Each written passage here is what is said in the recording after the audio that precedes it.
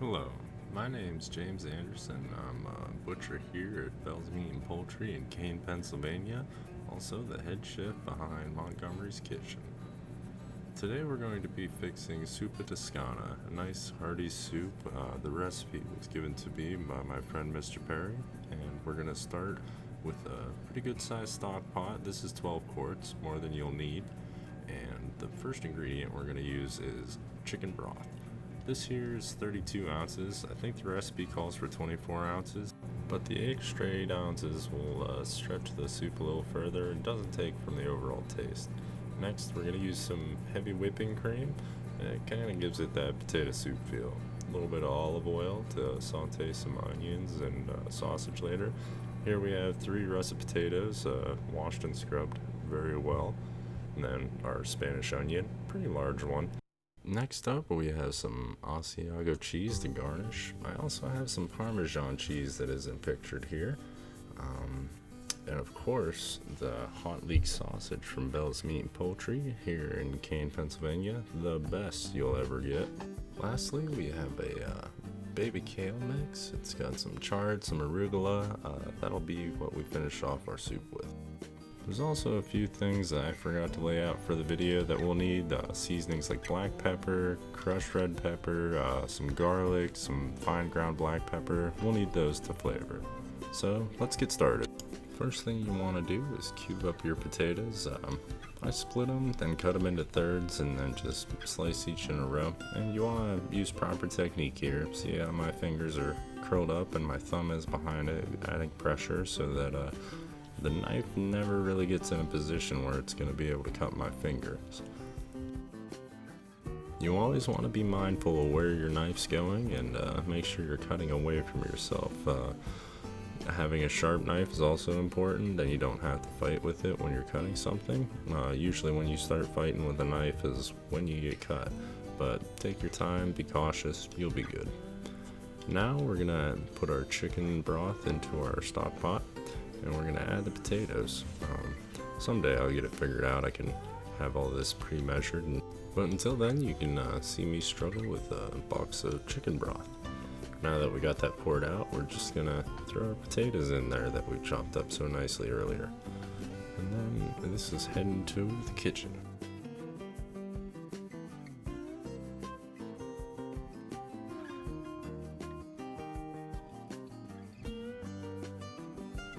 After we get a pretty good sized fireball going, we're gonna want to put our potatoes on here in like a medium heat, covered of course. We want them to cook a little slower. Now that we got our potatoes on, we're gonna chop our onions. And what I'm doing here is I'm just taking the knife and running along the veins in the onion, and then I'm not cutting the entire way through the onion. Now I'm gonna position it so I can cut the rest of the way through those veins. And then when I make a cut, it just all comes apart in cubes. This is just an easy way to do it. You can also just cut it in slices and chop it up however you will, but I find that's a pretty slick little trick. Now we're gonna throw that in a electric skillet. It makes it easier. You can use any kind of skillet, but just for the sake of the video, we got better shots shooting out of this. After we get our onions in there, we're going to want to put a little bit of our fancy olive oil on there. That'll help it to caramelize up while we're sauteing it. Oh, yep, we got to add a good tablespoon of garlic to our onions and then get that stirred. I think I have the skillet set to about 350. You can use a higher temperature as long as you're going to stand next to it and really get this stirred up so nothing burns and it all browns up nice and even. And after a few minutes, our onions are starting to get soft. Some of them are starting to brown up really nice. I think this is just about ready. You can let it go a little longer if you wanted to. The garlic really mixes well with the onion, just a really good flavor. I think I may have even added a little bit of extra olive oil while nobody was looking. Just extra taste. And then we're going to want to set this aside so we can use our skillet. You can use 2 separate skillets, but we're going to need to make some room for our hot leek sausage. Now the recipe calls for some crumbled Italian sausage. We're going to use the hot Italian, especially the leek. It's Makes me think of spring, you know, it's not that far away. So what I'm doing here is I'm just cutting the casing and peeling it right out of there. And then just gonna toss that right into the skillet. I opted for the hot leek, but you can use any variety of sausage that you'd like. We have mild Italian, sweet leek, just regular hot Italian. I was really debating on using our garlic Parmesan. It's excellent. And another thing here too is like be careful what you're setting the hot sausage on. It has a lot of paprika on it, so it can stain anything you're using it on. So if you're gonna clean up afterwards, just make sure you use some bleach and Dawn dish soap. Some hot soapy water really pulls that out. And here we are. We're just gonna break up some of this sausage and get a temperature going on our skillet to like 350. Just kind of a good high heat, and we're gonna start breaking this up and sauteing it. You want to have your skillet set to like a medium high heat and just keep beating the hell out of it till it breaks up and you can get it to saute. And after a few minutes, it's all crumbled apart and fried up real nice. All that flavor just right there in the pan. Like I said before, you can have your onions and your sausage going in two separate skillets on the stove. It'll just save you some time while your potatoes are cooking. You add them then. I figured what's having soup without some Italian bread, so here I'm just taking some hoagie buns that we have and taking some of the Amish butter and putting it on there pretty generously. Once you get that buttered up, we're gonna use some garlic salt. You want to use just a real little amount, you know, this stuff can be pretty salty, so we're just going to put that garlic salt on there real lightly and then add some Italian seasonings for color, and you know, it gives it a good flavor. You get some of that oregano, some of that parsley. I can't even think right now, but anyhow, once you get that sprinkled on there pretty nicely, we're going to take these over to the toaster. You could also throw these under your broiler for just a few minutes, just so that butter melts and the bread gets nice and brown and looks like toast. But here we're using our toaster oven, and as you can see, run it for just about 5 minutes. Oh yeah, it's looking good. And if you time this right, it can be done just about the same time as your soup is. Checking back in on the potatoes, I think they're done. So what we're gonna do here is we're just adding the onions and the hot leek sausage from before, and we're gonna give that a good stir.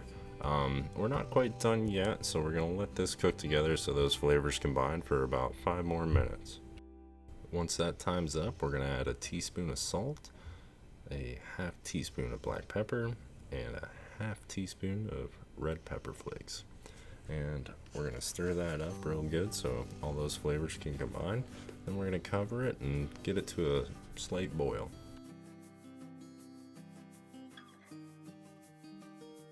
Now I know what you're thinking. What's it missing? Well, it's that heavy whipping cream from before, you know. I didn't forget it, you know, never would, but if you were gonna add it to the soup at a certain time, I'd probably do it when you put your salt, pepper, and red pepper flakes in there. And we're gonna give this one last stir, and then we're gonna cover it and get it to that slight boil we were talking about from before. Now our soup looks like it's just about finished up. It's time for the good stuff. I'm talking the greens. We're gonna throw in all of our greens and stir this up pretty good, and then we want to make sure that it wilts, so we're going to reduce the heat to like a simmer and let this go maybe another 5-10 minutes.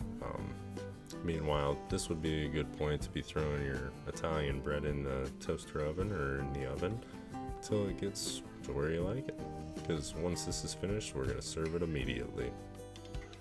I always wanted to work at a fancy restaurant, but my plating skills were crap. As you can see, I just pour that soup all over the place. Don't worry, I'll clean it up later, but don't tell my boss. But anyhow, other than it being out of focus, you pile this soup up there pretty good. You want to get a lot of that broth. That's where a lot of the flavor is, and just letting it stew. or stew, all that steam. And then up next, what we're gonna do is, this is when you want to add your Parmesan cheese and your fresh grated Asiago, and just let that melt over it for a little bit, and it just makes one hell of a cup of soup. Let's check out some glamour shots. I did it some justice, I'm telling you.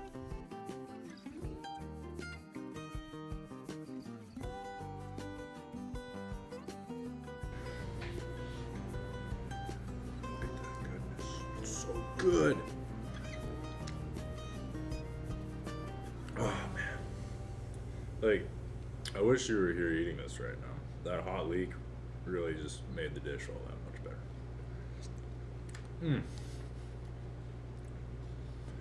I don't even know where to start. Thanks for watching. I'm gonna leave a recipe list down below in the bio information section, so you can try this recipe at your house. If you do try it, let me know what you think. If you like the video, make sure to like it, give a subscribe, and hit the follow button. Then you can get updated on what I'm doing next. I'm still trying to get these out once a week. Really appreciate all the support you have all given me, and I look forward to making these every week, so it's great.